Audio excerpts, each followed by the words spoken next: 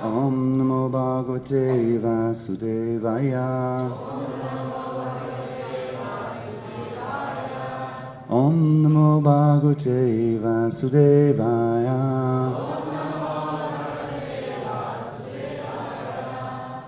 A reading from Srimad Bhagavatam, Canto 6, Chapter 4, the Hamsa Guya Prayers, Text 48.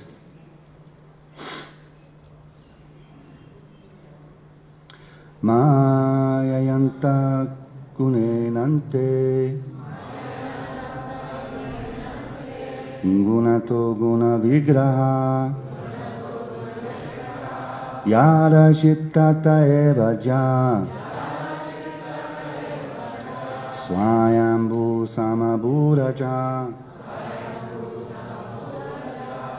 mayananta gunenante gunato guna vigraha yada chittata evaja swayambhu samabhuraja mayananta gunenante gunato guna vigraha yada chittata evaja svayambhu samabhuraja mayananta gunenante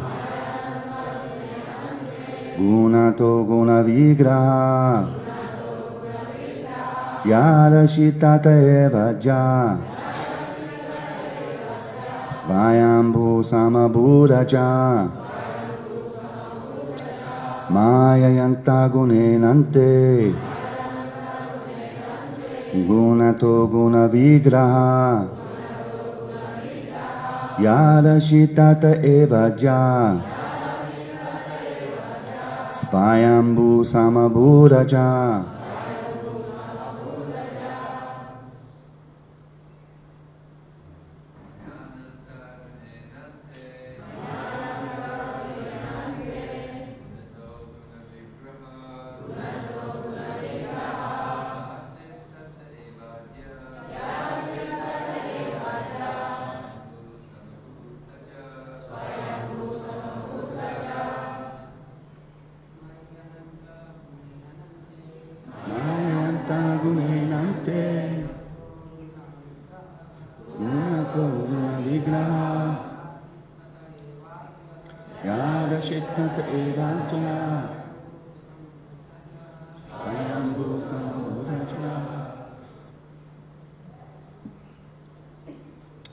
Ladies?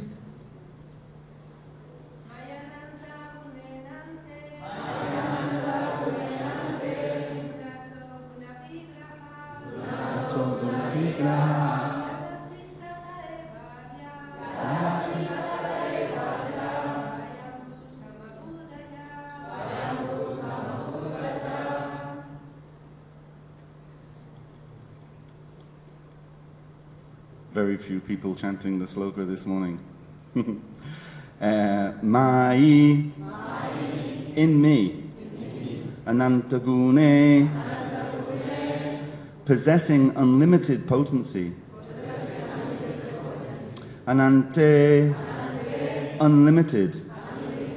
Gunata, from my potency, known as Maya.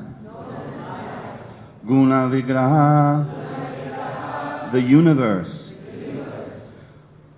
which is a result of the modes of nature. Yada, when, Ashit, it came into existence. Tata, therein. Eva, indeed. Aja, the first living being. Swayambhu, Lord Brahma. Samabhut, was born. Aja, although not. from a material mother. Translation. I am the reservoir of unlimited potency, and therefore I am known as unlimited or all-pervading. From my material energy, the cosmic manifestation appeared within me, and in this universal manifestation appeared the chief being, Lord Brahma, who is your source and is not born of a material mother. Please repeat. I am the reservoir of unlimited potency, and therefore I am known as unlimited or all-pervading. From my material energy, the cosmic manifestation appeared within me, and in this universal manifestation appeared the chief being, Lord Brahma, who is your source and is not born of a material mother. Purport by His Divine Grace, A.C. Bhaktivedanta Swami Srila Prabhupada Ki. This is a description of the history of the universal creation. The first cause is the Lord Himself, the Supreme Person. From Him, Brahma is created, and Brahma takes charge of the affairs of the universe. The universal affairs of material creation depend upon the material energy of the Supreme Personality of Godhead, who is therefore the cause of the material creation. The entire cosmic manifestation is described herein as guna vigraha, the form of the Lord's qualities. From the cosmic universal form, the first creation is Lord Brahma, who is the cause of all living entities. In this regard, Srila Madhvacharya describes the unlimited attributes of the Lord. Prachikaso gunanam tu nihi shamatvam udiryate tadanantyam tu gunatas te chanata hi sakyaya ato nanta guno vishnur gunato nanta evacha. Parasha Shaktir Vidhaiva Shuyate. The Lord has innumerable potencies, all of which are unlimited. Therefore the Lord Himself and all His qualities, forms, pastimes, and paraphernalia are also unlimited. Because Lord Vishnu has unlimited attributes, He is known as Ananta. Translation again. I am the reservoir of unlimited potency, and therefore I am known as unlimited or all-pervading. From my material energy, the cosmic manifestation appeared within me, and in this universal manifestation appeared the chief being, Lord Brahma, who is your source and is not born of a material mother. Jana Timarandasya Gananjana Shalakaya Chakshu Umritam Yena Tasmai Shri Gurave Namaha Shri Chaitanya Manobishtam Stapitam Yena Bhutale Swara Rupa Gramayam Dadati Swapatantikam. Jai Shri Krishna Chaitanya Prabhu Nityananda Shri Advaita Gadadhar Shri Vasadi Gaura Bhakta Vrinda. Hare Krishna Krishna Krishna Hare Hare Hare Rama, Rama Rama, Hare Hare. Hare Krishna. These verses, so many verses, of course, so many verses. But you know, you read this particular verse today, and it's like, wow. You know, if we ever thought we were something special, or if we ever thought we had some potency or some Shakti, then this puts it into perspective, let's say. It's not that we have none, of course. Indeed, we can have up to 78%, right? Isn't it? Whatever, 78%, etc. So it's not that we have none, but in the context of this, when you read about Krishna's potency, it's just, it's incredible. It's hard to conceive of, and reading the translation and the purport, verses like, you know, Ishvara Parama Krishna come to mind, Advaitam Achyutam Anadim Ananda Rupam, particularly here at the end, where in the purport it says Lord Vishnu has unlimited attributes. He is known as Ananta. Unlimited. Everything we do from a material perspective, and, you know, hands up all of those devotees in the room who have completely transcended the material modes of nature. Tara, I'm really disappointed you didn't put your hand up. I thought that was a given. Of course, you're just being humble. So in relation to that, to completely transcend the material modes of nature, we're affected by them, and we're affected by material vision. And, you know, one thing about the material world and about us is we're limited. We're limited.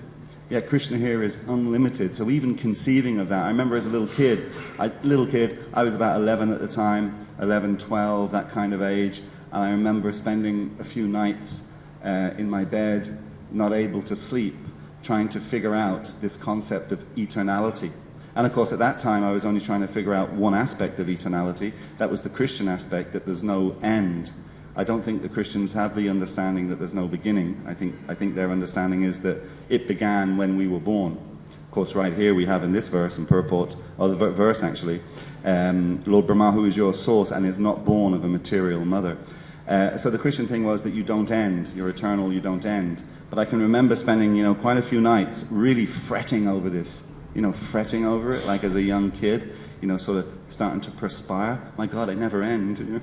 What am I going to do?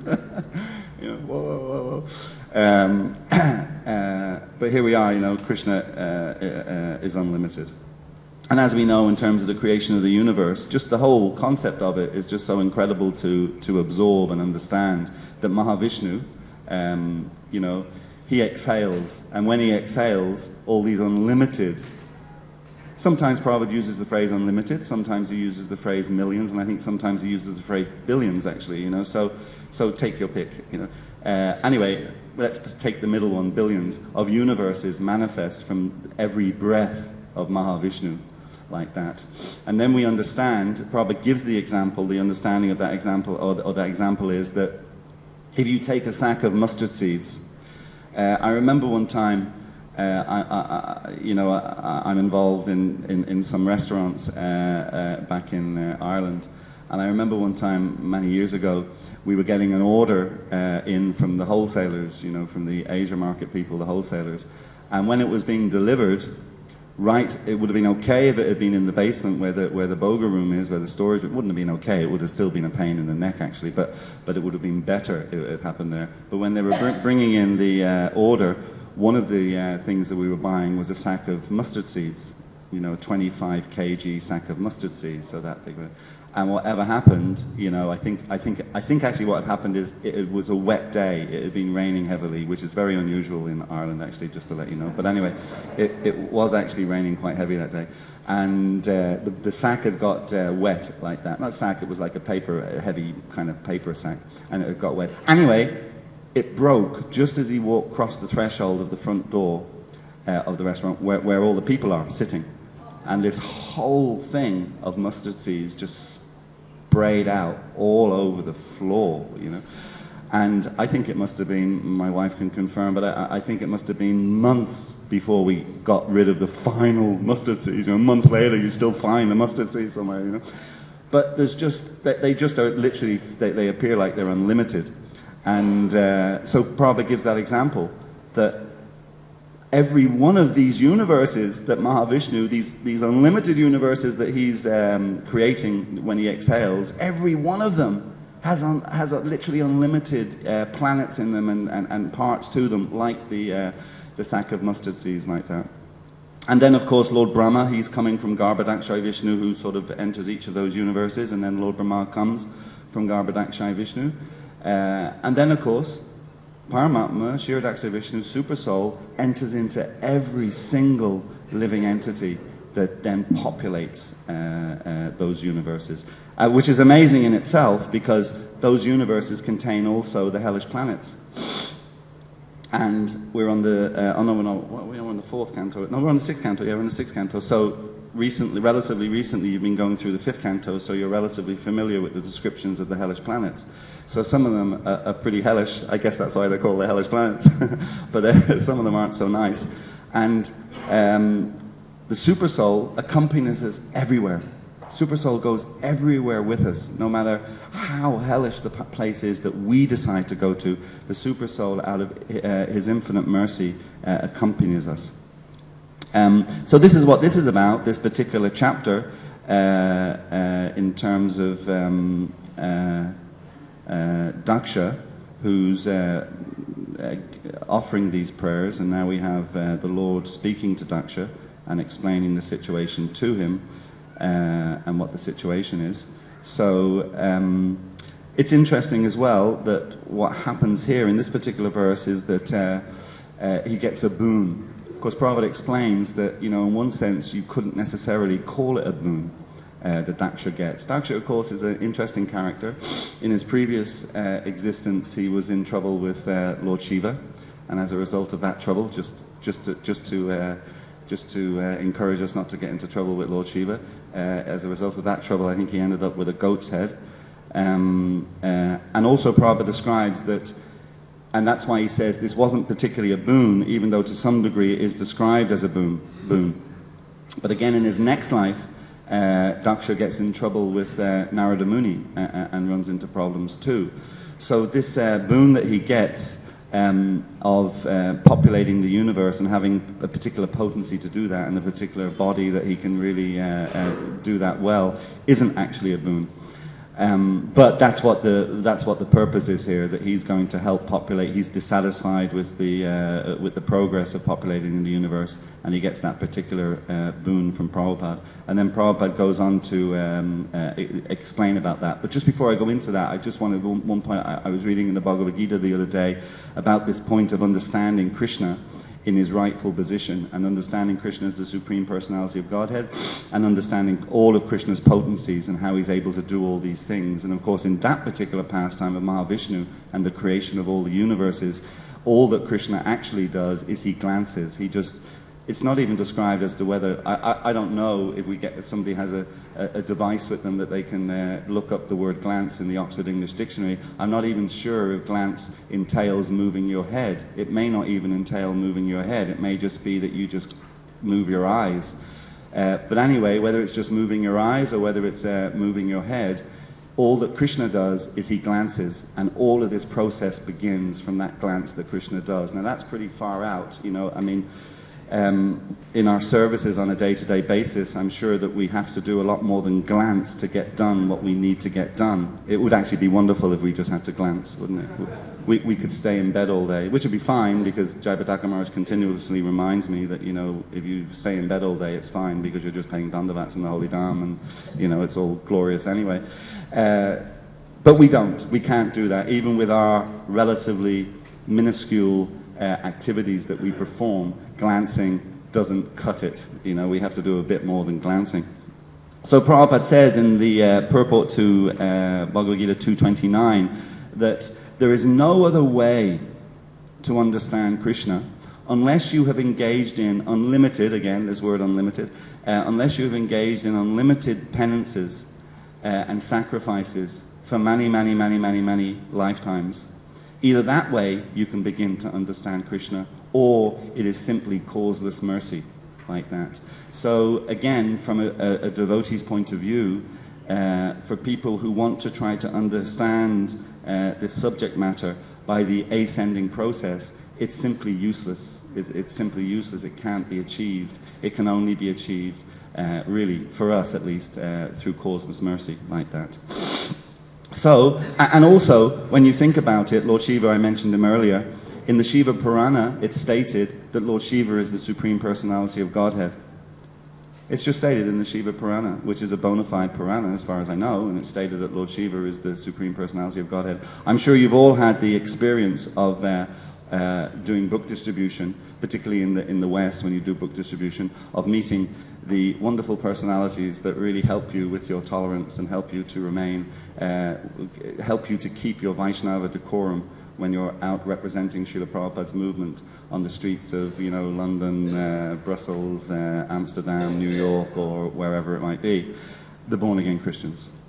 You've probably all had experience of that. And they will tell you very confidently and very forcefully that, you know, Jesus is the way, the truth, and the light, and only through him can you actually approach God. So, you know, and I'm sure they have something similar in the Muslim tradition, Jewish tradition, etc. So, but also within the quote-unquote Hindu tradition, as I say in the Shiva Purana, it's stated clearly that Lord Shiva is the Supreme Personality of Godhead. So these things alone, just these things alone, how difficult that is for us to somehow or another figure it all out. Like, for instance, if our first contact with anything to do with this tradition, I've used the Hindu word twice already. My God, I must stop using that word. But if our first contact with that tradition had been the Shiva Purana, we could all now be worshipping Lord Shiva as the Supreme Personality of Godhead. So for us to work all these things out, it is simply impossible, and really it's essentially a waste of time, and we should just opt for following and accepting from those people who know, which of course is the basic understanding of our Krishna conscious philosophy. Bhagavad Gita also, Makchitara Sarva Durgani, that if we try to use our own intelligence to figure these things out, which essentially means that we end up acting out of false ego, and if we do that, we'll be lost. The word that Prabhupada uses to translate that in that verse is that we will be lost. So that's it, we're lost, we're gone if we actually try that. And of course it's all understanding this point about our position vis-a-vis Krishnas like that, understanding how insignificant we are. And then again, going back to this particular pastime and this particular story, Daksha is given this boon, and Prabhupada then explains, and he quotes the Dharma Virudho Bhuteshu Kamosmi verse, that sex life that is according to religious principles, then that's bona fide. But any sexual activity that isn't according to religious principles isn't bona fide. He also, and I think it's in this particular pastime, he expresses, because obviously I think Daksha gets this, the boon that Daksha gets, so I'm not mistaken, I didn't really study it but recently, but the boon that he gets is he's able to produce, you know, hundreds of thousands of progeny like that. And, you know, that means an awful lot of sex, you know, you're going to produce so many children. Like that. So Prabhupada, he expresses, that's when he says that this really wasn't a boon for Daksha, actually. And that was proven by the problems that resulted later on. And he says, that is why I encourage, or I instruct, I think is the word he used, the boys and girls of the Krishna consciousness movement to refrain from all illicit sex life like that. Because it's such a problem. It's such a problem for us advancing in spiritual life. Prabhupada refers to it as an itch, which is interesting. He refers to it as an itch because particularly when I'm here in Mayapur, you know, when I hear the word, not hear the word, but when the word itch is actually quite a predominant feature in my life when I'm in Mayapur, due to certain living entities called mosquitoes. I'm pretty convinced that mosquitoes like pink skin, not white skin, pink skin more than any other skin on the planet. And just anything, particularly in the evening time, but even early morning, it's all about, it's like a military operation as you leave your room and go out into that open air where they are all free and roaming and just waiting to attack. You feel they're all lined up in the roofs of all the buildings, you know. And I look like, Praghosh has left his room, look. And they go. But that itching when they bite, if that was the itch that was the attraction for sex life, boy, it would be really easy to completely give up sex life and free yourself from that, because personally it's a horrible itch, you know. And you of course, I think in the context that Prabhupada was using it, the problem is you can't help scratching it, and that's the thing. Maybe that's the solution, actually, that if I can somehow or other figure out how not to ever scratch a mosquito bite, then the other problem will be completely sorted.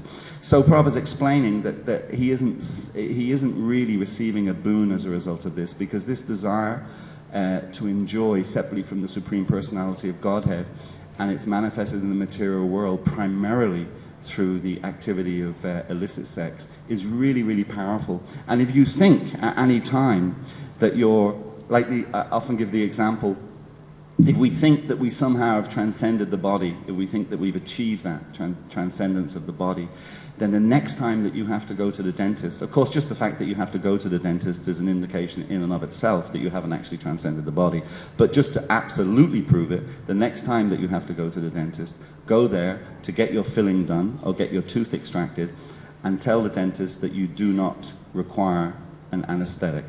You don't require that injection, which is painful in and of itself, that you know, the needle going into the gum. But still, the pain that we experience if we don't have that injection when we're having dental work done is so much more. So, in the same way, consider that if we're thinking that we've overcome this desire to engage in sex life for material enjoyment, just look at the history of the universe. Look at the history of our Hare Krishna movement. It's literally Maya, in one sense, she has a one-card trick. She really has a one-card trick, you know, and that's sex. And just go back, start from today and go back day by day by day by day. And literally every other day you'll probably find, actually every day, maybe every hour, maybe every minute, actually maybe every second, you'll find, you know, living entities who've fallen for Maya's one-card trick. It's just quite an incredible thing. So much of Prabhupada's purports would focus on this point, what we should be avoiding and how we should go about avoiding that. Prabhupada explains also in the name Hiranyakashipu essentially means, what does it mean? Gold and soft pillows. So the soft pillows again is referring to illicit sex life, and of course gold, which is the next one actually. So Maya has a one and a half card trick. You know, one is sex life, and then the other card, just in case that doesn't work, which it always does. But anyway, just in case it doesn't, she can pull out the gold card for people to get trapped by that. And where does that lead? That's gold and soft pillows. Where does that lead Hiranyakashipu? Where did it lead him? That the last thing that Hiranyakashipu ever said in that particular body that he had, I'm sure he said something in his next body too, but in that particular body, the last thing that Hiranyakashipu said was Prayena meyam harinoru mayina. Prayena meyam harinoru mayina. And that translated into understandable English was when when Lord Nrsingadev had appeared, and we have that Lord Nrsingadev downstairs. I mean, to some degree, probably indicates how little of a devotee I am. You know, going in front of Radha Madhava and going in front of Panchatattva is one thing, but when you go in front of Lord Nrsingadev, there's just that little bit of extra kind of apprehension, you know, when you see him and think, oh, I don't want to offend Lord Nrsingadev, whatever I do. But anyway, Hiranyakashipu, Prayena meyam harinoru mayina. Very last words he said when Lord Nrsingadev appeared and was coming basically to destroy Hiranyakashipu, he said to Lord Nrsingadev, come on, bring it on. Give me your best shot. I am going to deal with you. He was so confident because of the boon that he had received from Lord Brahma, again, that he was invincible. And again, this is the illusion that we have in many respects, same illusion that we suffer from, that somehow or another we also have an invincibility about us. So better to follow the likes of Srila Prabhupada. Hridaya Chaitanya Prabhu gave me a book the other day about the life of Tukaram, the saint who was more or less a contemporary of Lord Chaitanya. And again, going back to the mosquito story, I have to go back to the mosquito story because, you know, I suffer so much from them, you know. Tukaram, there's one story in that book where he is going somewhere or doing something, quite an amazing personality, Tukaram. I'm sure many of you have read about him, just an incredibly amazing personality. And you know, this personality, it's contemporary to us, really. You know, I think Henry VIII, who I learnt about in school, you know, he was older than Tukaram. You know, so it's not that long ago. We're talking like within the last 400 or so years, you know, 450 years maybe, like that, 450. So Tukaram, amazing personality. So one day he gets attacked by unlimited, I think is the word that's used, unlimited mosquitoes, which, you know, just when I was reading this story, I had to put the book down for a while, you know, had to compose myself. God, someone's getting attacked by unlimited mosquitoes, like that. And what was Tukaram's reaction? His reaction was, these are living entities, you know, I'm here, my reason for existence should be to help other living entities. That should be my reason for existence. Not that I'm thinking of myself, but I'm thinking of helping others. So he just allowed the mosquitoes to do whatever they, well, we know what they do, so he was allowing them to do that. And it's described that he would have almost certainly, he would have died as a result of this attack from the mosquitoes. But of course, because he was so transcendentally situated, and because Krishna, and that's the way it's explained, Krishna says, I've made this vow in Bhagavad Gita that my devotees will never perish, so therefore I have to come and save Tukaram, who is so surrendered like that. So Krishna came in the form of a wayfarer, which means like a traveler, a vagabond, you know, an itinerant like that. He came in that form, and he went over to Tukaram's body, and he had some kind of like those brushes that we have here, those twig brushes, and he had one of those, and he brushed all the mosquitoes away from Tukaram's body, and then he put his hand on Tukaram's body, and his hand emanated a kind of soothing, cooling gel type thing that just took all the pain and irritation and itch away from Tukaram's body.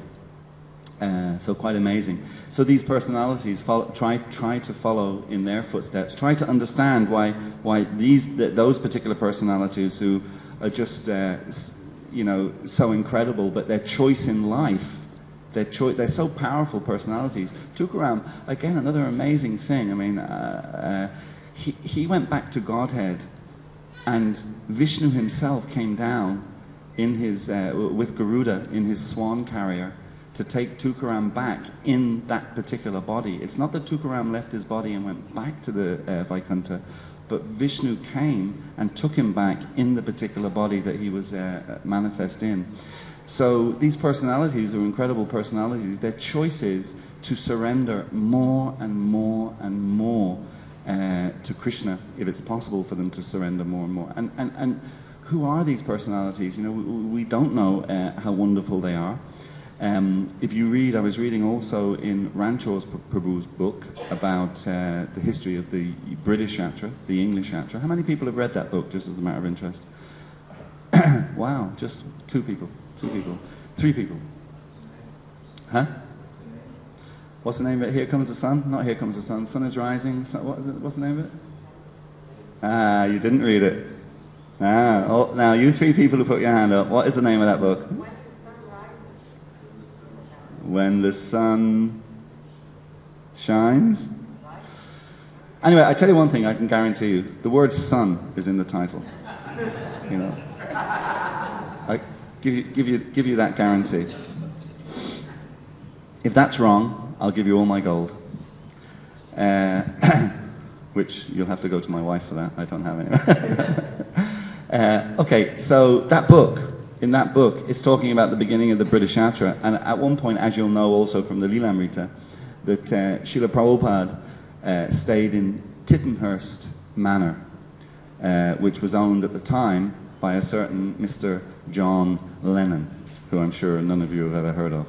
And Prabhupada and the devotees were staying there. And one morning, Prabhupada was going on a morning walk. And as with Ireland and the rain, another thing that you find in the UK all the time, even in the summertime, is in the morning time you get a heavy dew, you know, and the grass is all very, very wet. And they were going on a morning walk one time, and it was just Prabhupada actually and Yamuna.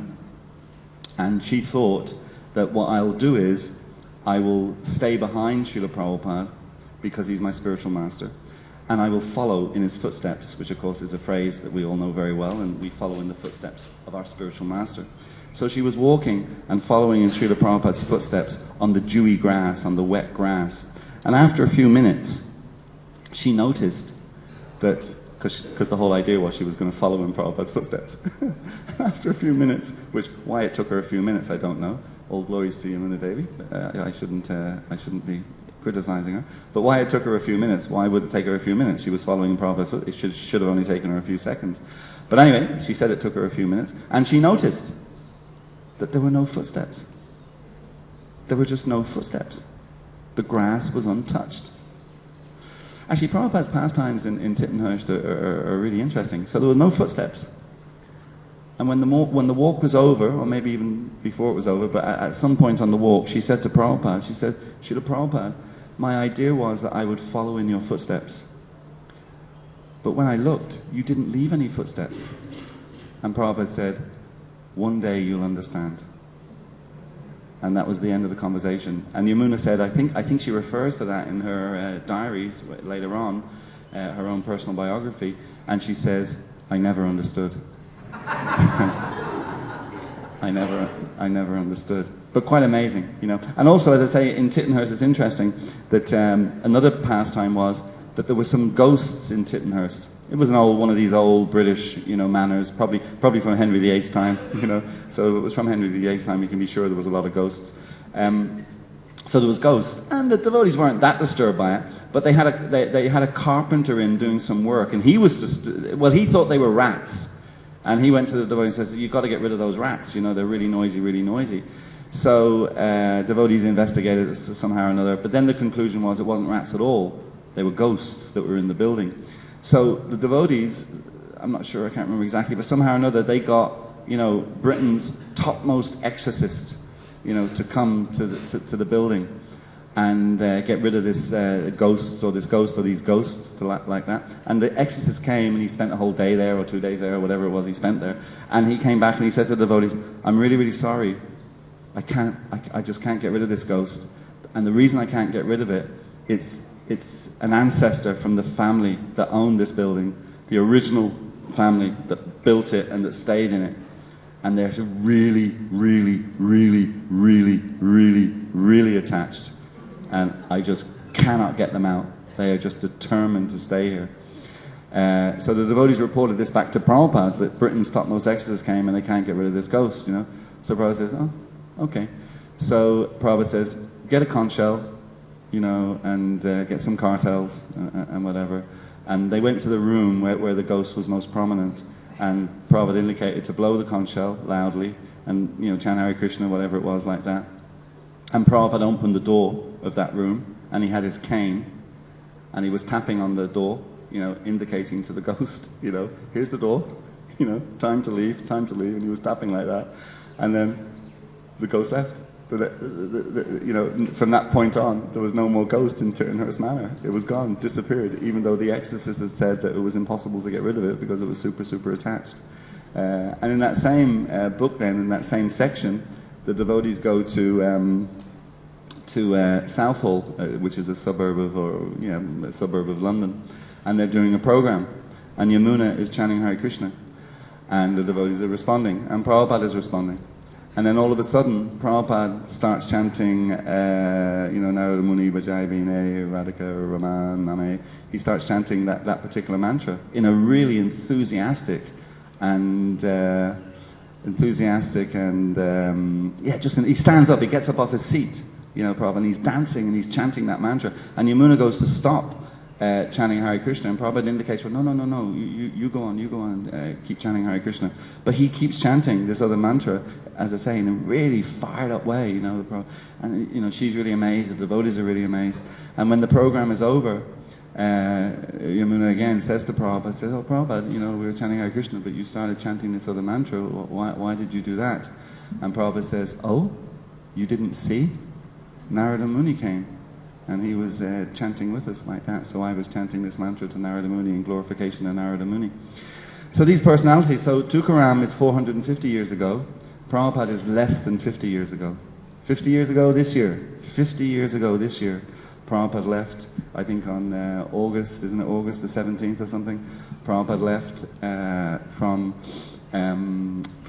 where? From Calcutta, whatever the name of the docks are in Calcutta. He left there to head to the west. And as far as I know, I see Satadanya Prabhu in the room. As far as I know, it was just his son that accompanied him, right? Just his son accompanied him. He was 60, we say 69, he was really 70. If you take into account that conception is the beginning of your birth, then Prabhupada was 70 actually when he left for the West.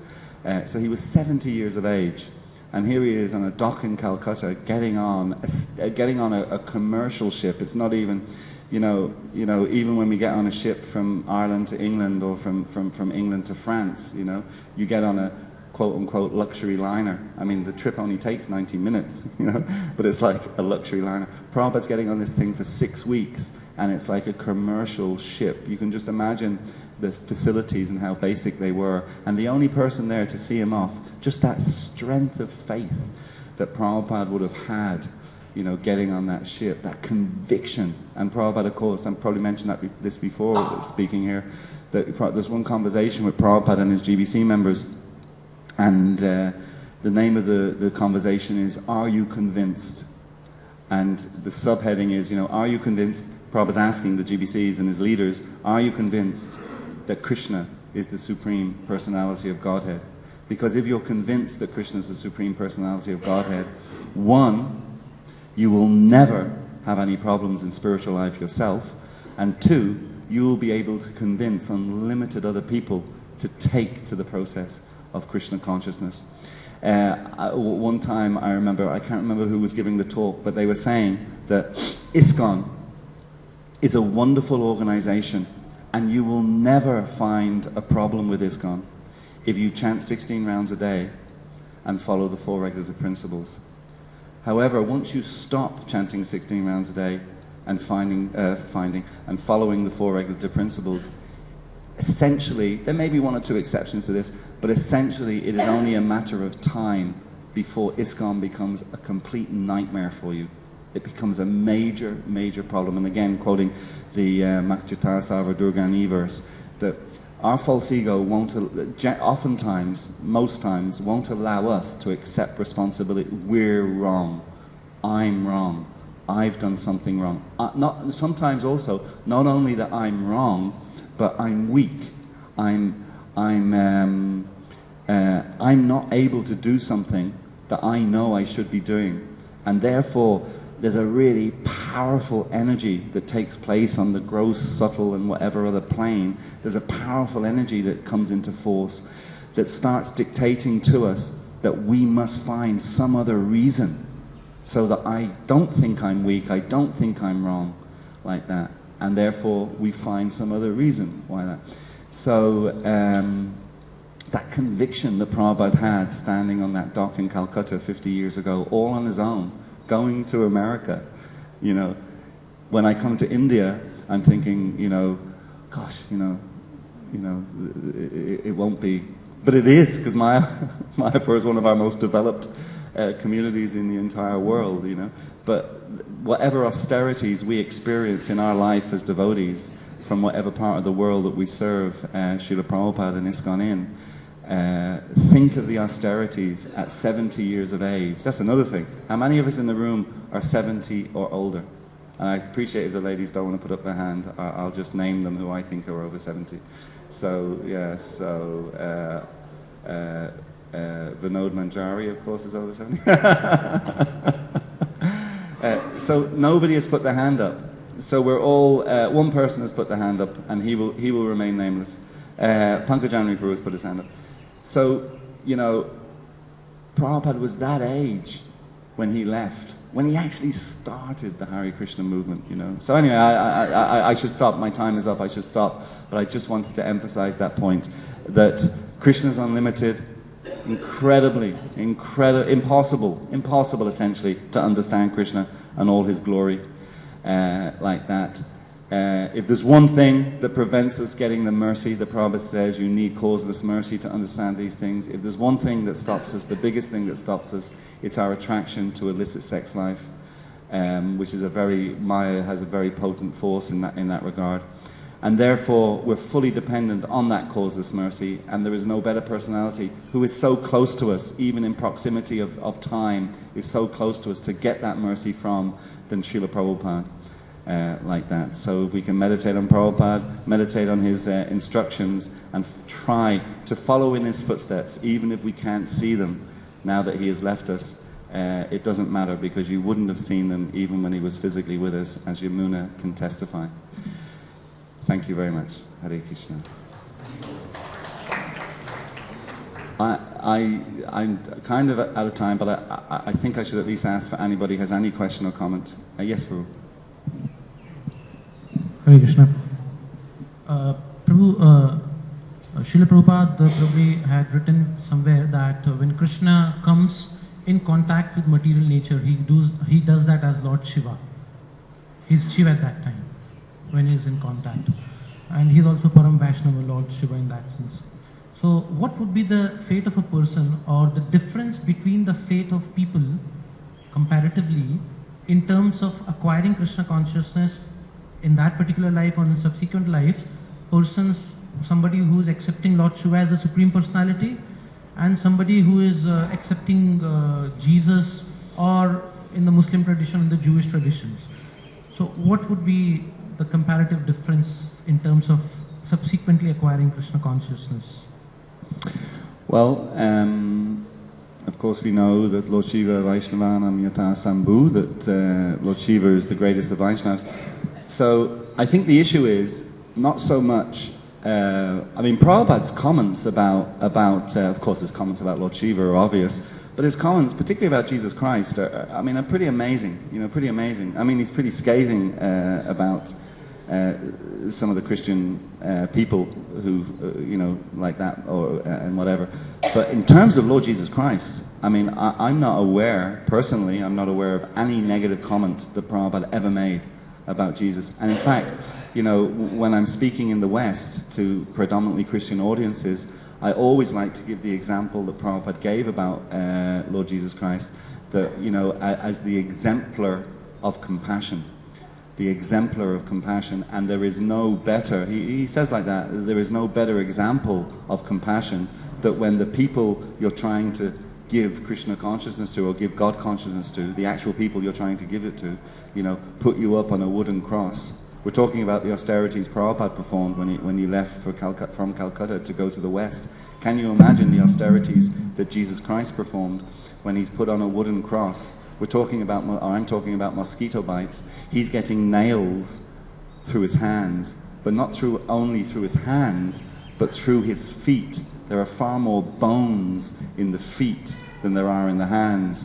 Like, if you can just imagine, I don't know, I think I'm a bit of is it a masochist or a sadist? I don't know, but I like focusing on pain for some reason, I think it helps me to remain a little grounded in Krishna consciousness. But, can you imagine getting nails driven through your feet? And can you also imagine that, I shouldn't divert too much, but, one devotee told me, he watched one of these beheadings on the internet. I don't know if any hands up, all those who have watched one of those beheadings on the internet. Oh, I bet you I don't get any hands for that, and I bet you some of you have. Anyway, he said he just watched it he just wanted to not understand it, but just to sort of get some kind of concept of the brutality or whatever.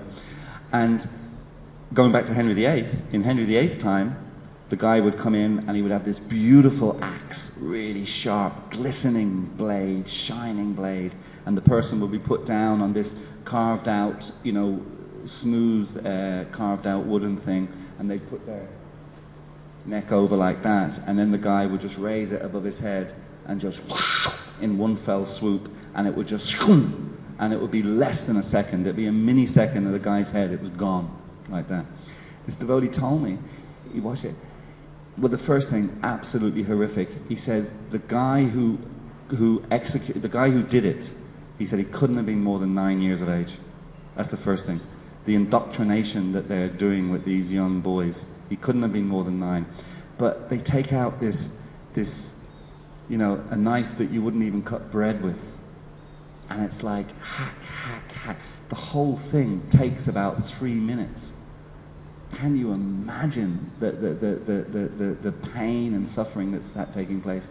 So going back to Jesus Christ, can you imagine in those days as well, it was probably a dodgy hammer, the nails were probably rusty, whatever they were using, and they're hammering through your feet. And then just for good measure, they put a crown of thorns on you and they cut your side, whatever they did to the side like that.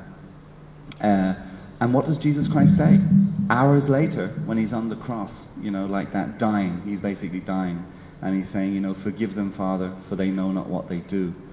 So to answer your question, I think it only becomes problematic when you're trying to establish somebody else in defiance of Krishna's position. But if it's not done in defiance of Krishna's position, and you're essentially glorifying somebody who is on the spiritual path and is trying to give people God consciousness on whatever level, then Prabhupada says very clearly, all of these people will ultimately, of course in one sense you can say everyone ultimately will all go back to Godhead, but he says it in the context that they are on a direct path back to the spiritual world.